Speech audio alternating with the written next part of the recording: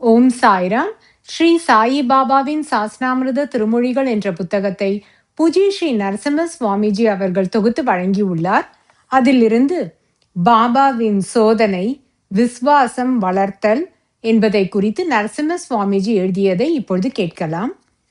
நானா, சாப்பிட்டு விட்டு ரயில் நிலையம் செல், நேரம் உள்ளது. நானா, இன்று கலெக்டரை சந்திக்க கோப்பர்காம் செல்ல வேண்டாம் என்று ஸ்ரீ சாய்பாபா கூறினார். அதற்கு பிறகுதான் அவருக்கு தெரிந்தது கலெக்டர் வரவில்லை என தந்தி வந்திருந்தது.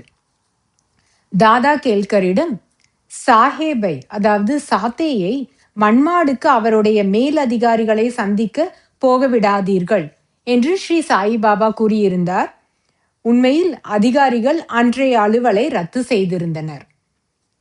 காக்கா தீக்ஷித்திடம் உயில் சம்பந்தப்பட்ட வழக்கில் வாக்குமூலம் அளிக்க பம்பாய்க்கு கிளம்ப வேண்டாம் என்று ஸ்ரீ சாய்பாபா கூறினார்.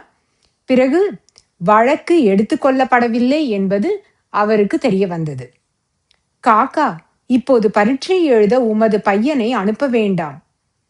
இதன் காரணம் என்னவென்றால் பரீட்சை மழை காரணமாக ஒத்தி வைக்கப்பட்டிருந்தது. மௌலானா உமக்கு எதிரான வழக்கு சம்பந்தமாக இன்று மேஜிஸ்ட்ரேட் கோர்ட்டுக்கு நீர் போக வேண்டாம். ஸ்ரீ சாயிபாபா ஏன் இப்படி கூறினார் என்பது வழக்கு தள்ளி வைக்கப்பட்டது என்ற விஷயம் தெரிந்த பிறகு அவர்களுக்கு புலனாகியது. தாத்தியா இன்று சந்தைக்கு செல்ல வேண்டாம். தாத்தியா இன்று நீதிமன்றம் போக வேண்டாம். இதனுடைய விளைவு என்னவென்றால் அன்று வழக்கு தள்ளி வைக்கப்பட்டது.